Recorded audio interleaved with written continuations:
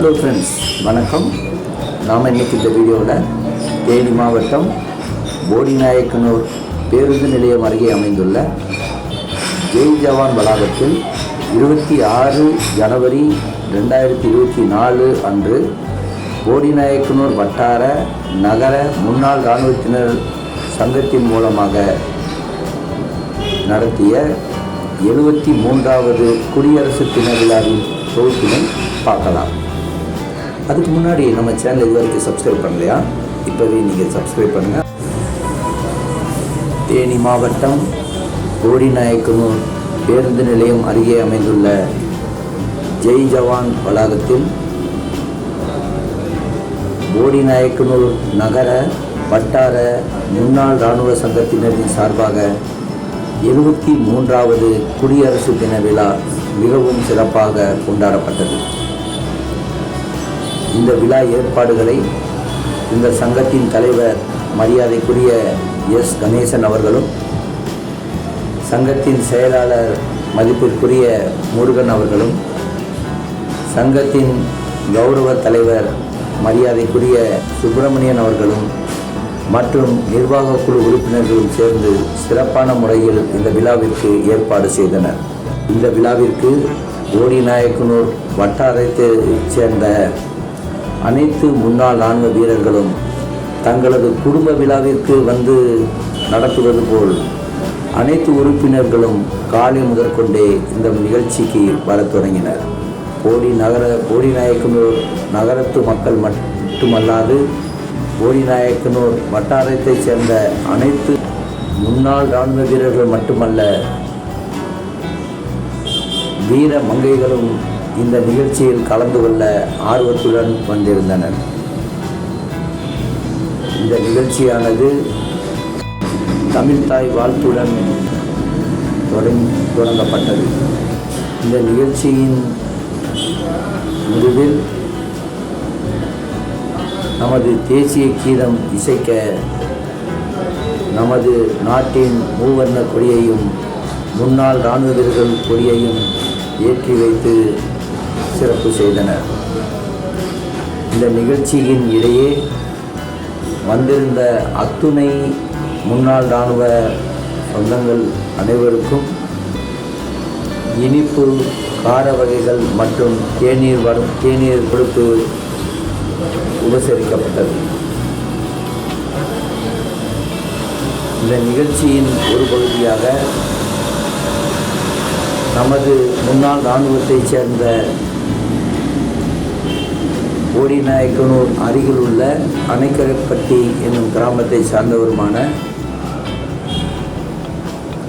பீரங்கி பேச்சாளர் என்ற அடைமொழிக்கு சொந்தக்காரருமான மரியாதைக்குரிய நாகராஜ் அவர்கள் தனது பேச்சு திறமையால் நடிகர் திலகம் சிவாஜி கணேசனின் படத்தில் நடித்த வீரபாண்டிய கட்டபொம்மன் என்னும் திரைப்படத்தில் இடம்பெற்ற இறுதி காட்சியினை தன் பேச்சாற்றல் மூலம் வந்திருந்த மக்கள்கள் அனைவரையும் கவரும் வகையில் அவருடைய பேச்சாற்றல் அற்புதமாக இருந்தது. அவர் பேசிய தொகுப்பின் ஒரு பகுதி இதோ.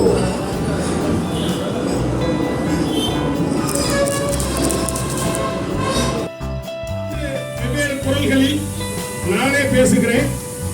சிறிய நிறை குறை இருந்தால் ஏற்றுக்கொள்ளுங்கள். நான் கடைசிக்கு போயிடுறேன். நடுக்குள்ள இருந்து போன கொஞ்ச நேரம். அதாவது வெள்ளையர்கள் வீரபாண்டிய கட்டபொம்மன் அவர்களை கையில் வழங்கிட்டு அவர்களை நீதிமன்றத்திற்கு அழைத்து செல்கிறார்கள். அது சமயம் உயிருக்கு பயந்தவர்களே, உட்காருங்கள், உட்காருங்கள். அகம் அழியவில்லை உனக்கு. உன்னை அழித்திருந்தால் என்னகம் அழிந்திருக்கும்.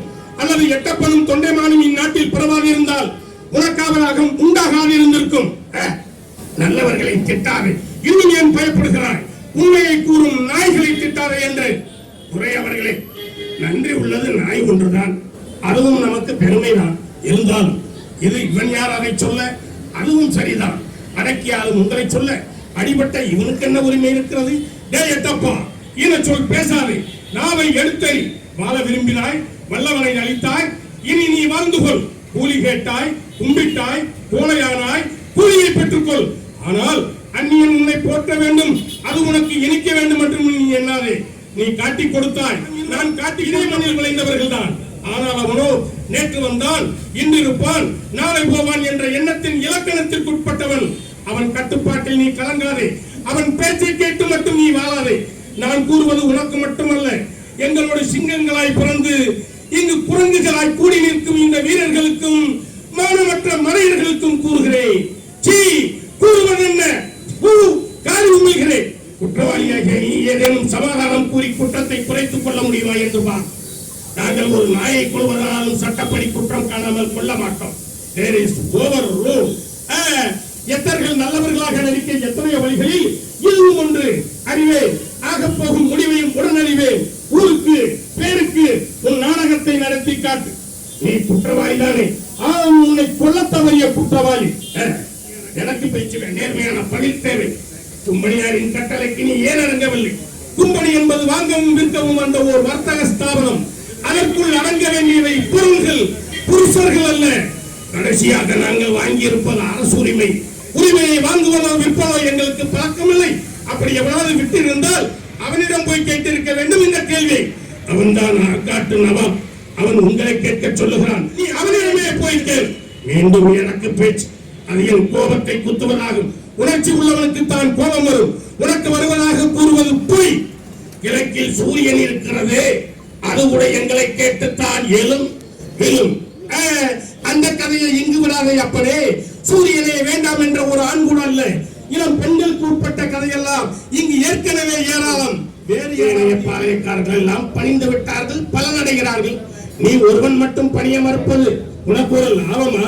ஏனைய பாளையக்காரர்கள் எல்லாம் பணிந்த பிறகு நான் ஒருவன் மட்டும் பணிய மறுப்பது உனக்கு ஒரு நஷ்டமா? இவன் பேச தெரிந்தவன். ஆம், பேச தெரிந்தவன். வெறும் பேச்சல்ல, வல்லவன், வாள் வீச தெரிந்தவன். ஆகவேதான் வாள் பிடித்து வாழாதிருப்பவன். இரும்பு தலையன் என்று எனக்கு பெயர். என்னிடமே பேசுகிறான். இலக்கம் காட்டி பேசுவது தவறுதான். புள்ளரே, பொசுக்கள் அல்லவா? காதல், மானம், வீரம் என்ற கட்டுப்பாட்டில் வளர்ந்தவன். எங்கள் நாடோ எல்லா வளமும் படைத்த நாடு. எதற்கும் எவரிடத்திலும் கையேந்தி நிற்க வேண்டிய அவசியம் இல்லாத நாடு. வாழமும் வையமும் ஒத்துழைக்கும் நாடு. இங்கு பிறந்தவன் எவனும் பேடியாவன் இல்லை. பேடியா இருப்பவன் அவன் இந்நாட்டின் அசல் வித்தாக இல்லாதவனாக இருப்பான். மக்கள் போர் என்றால் புலிகுணம், பொங்கும் என்ப காதல் என்றால் பூமணம், புகழுக்குரிய மானம் என்றால் உலகிற்கே ஒரே இனம் என்று சரித்திரம் கண்டவர்கள் நாங்கள். எங்களை அடக்கியால் ஆண்டவனும் எண்ணியதில்லை. விரும்பினால் எங்களோடு நண்பர்களாக பழையதுண்டு. அந்த புண்ணிய பூமியிலே நாடு பிடிக்க வந்த நீங்கள் நரிவேஷம் கட்டி வாழ நினைக்கிறீர்கள். காலம் உங்களுக்கு கருணை காட்டிலும் நல்லவர்கள் உங்கள் கால்களை பிடித்து வாழ மாட்டார்கள் என்பதை மனதில் நிறுத்திக்கொள். போதும் புத்திமதி. குற்றத்தை கூட்டிக் கொண்டே போகிறான். நான் இப்பொழுதே தீர்ப்பு கூற போகிறேன். உயிர் மீது ஆசை இருந்தால் உனக்காக ஒரு வினாடியை ஒதுக்குகிறேன். மன்னிப்பு கேட்டுக்கொள். நான் மன்னிப்பு கேட்பதா? என் கை கட்டப்பட்டது இதுவரை உன் கழுத்து கலட்டப்படாதிருக்க. என் தாய் கேட்டிருக்க வேண்டும் இந்த கேள்வி. அவள் தள்ளாத வயதிலும் பொல்லாத புலியாக உன் மீது பாய்ந்திருப்பாள். என் தம்பிக்கு மட்டும் இது தெரிந்திருந்தால் இந்நேரம் உன் பரங்கி தலை சீமையை நோக்கி பறந்தே போயிருக்கும். என் தமிழ் புலவன் மட்டும் இங்கிருந்திருந்தால் அறம்பாடியை உன்னை அழித்திருப்பான். வீரத்தமிழ் பெண்மணி, என் மனைவிக்கு மட்டும் இது தெரிந்திருந்தால் இந்நேரம் உன் சரீரம் தீப்பற்றி எரிந்திருக்கும். ஆனால் இங்கோ நாய்களும் பேய்களும் நயவஞ்சக பூனைகளும் வேசித்தனமும் ஆசைகுணமும் குடிகாரர்களும் கூடியிருக்க நீயும் கூசாமல் பேசிவிட்டாய். என்ன செய்வேன்? என் நாடே, இந்த இழிவு உனக்கா எனக்கா? அடே எட்டப்பா, நான் இறக்கப் போகிறேன். என் புகழ் இருக்கும். ஆனால் உனக்கோ ஊரே சொல்லட்டும் போ. இவனை கொண்டு போய் அந்த புளிய மரத்திலே தூக்கிலிடுங்கள். விலகி போங்கள். துணிந்தவனுக்கு தூக்கு மேடை பஞ்சமத்தை. அன்று போரிலே உயிரை சிந்திய என் வீர மக்களோடு நானும் அடைந்திருக்க வேண்டும். கோட்டையை விட்டு வெளியேறிய எனக்கு இந்த இழிவு சாவு ஒரு நல்ல பரிசு. தம்பி, அஞ்சாத சிங்கமே, கடைசி நேரத்தில் உன்னை காண துடிக்கிறேன். என்னால் முடியவில்லை.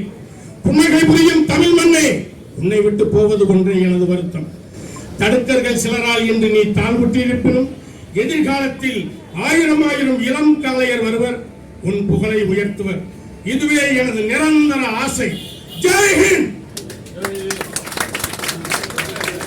நன்றி.